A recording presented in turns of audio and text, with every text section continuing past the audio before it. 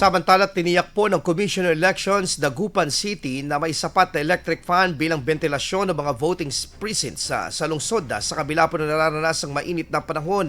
Ayon sa tala ng PAGASA Dagupan, pasok sa danger category ng 43 degrees Celsius na naitalang heat index kahapon.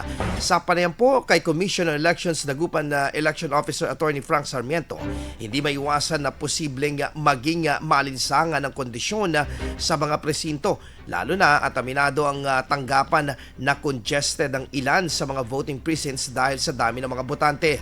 Binigyang katiyakan naman din ng Office of the Civil Defense Region 1 na may kooperasyon na sa mga katuwang na health care authorities tulad ng Philippine Red Cross na ilalagak sa mga strategies o strategic areas at tutulong sa pag-aasikaso ng mga botanteng mga ngailangan ng medical assistance. IFM News. IFM News.